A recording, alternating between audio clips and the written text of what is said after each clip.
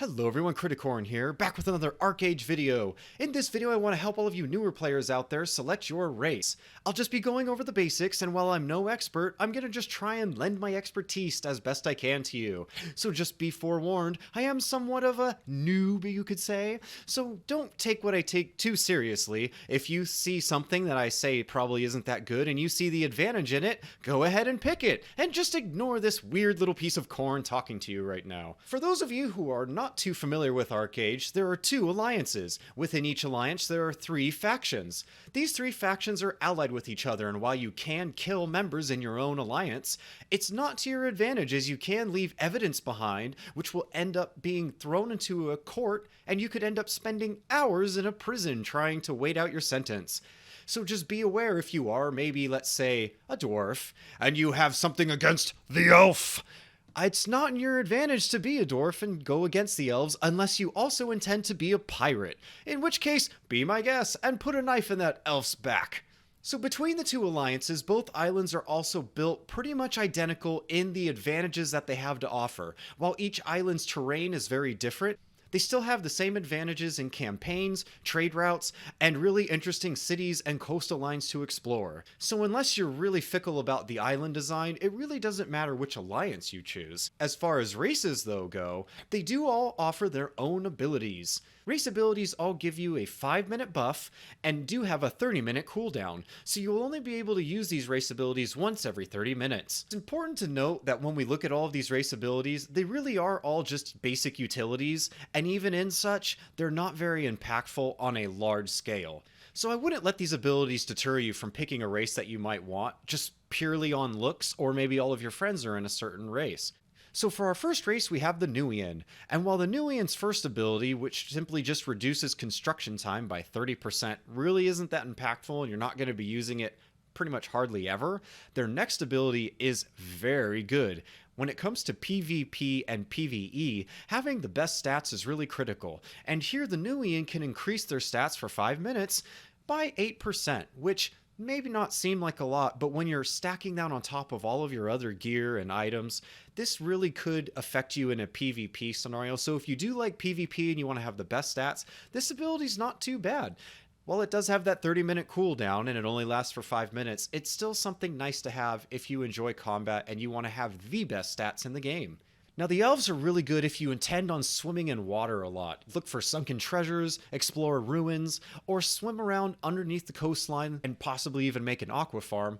The elves' race ability allows you to swim around underwater a little bit faster by 5% and allows you to breathe for 30 seconds longer. While that may not seem like a lot, there have been scenarios where I've been swimming in ruins and I needed a little bit of extra breath time, maybe especially during an emergency. This utility is really nice to have in those cases because once you die, you have to respawn all the way on the other side of the continent, and that can be a big inconvenience for you. So it's certainly nice to have this ability if you foresee yourself spending a lot of time underwater.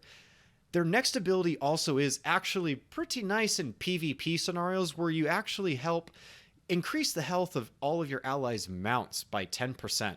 While that may not seem like a lot, if you intend on running through enemy terrain, having that extra 10% health is really nice so you can help your players out, avoiding that chance of being demounted. So for our next race, we have the Dwarves. If you like Dwarves and you're a fan of Gimli and Lord of the Rings, look no further as the Dwarf race offers a couple of interesting abilities. While they're not going to offer too much in the way of utility, they are pretty interesting. The Dwarves have a race ability that allows them to turn into the Juggernaut. And if you're curious what that looks like, it's this bad boy right here. Holy mackerel, that looks pretty cool.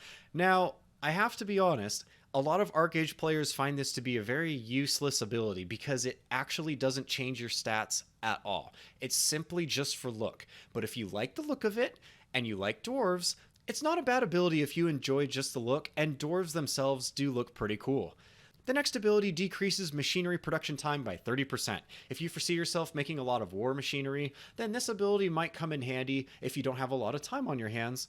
Again, 30% isn't going to make or break you as construction doesn't take too long, but if you do enjoy that ability and you enjoy the look of the dwarves, then go ahead and pick them. They do look pretty cool, and I gotta say, that right there looks pretty intimidating. Now for our next race, we have the Hourani. The Hourani have the ability to decrease the gathering of herbs and logging trees by 30% for 5 minutes. This is great if you intend on being a gatherer. I personally really enjoyed gathering in ArcheAge. I mean, I loved it.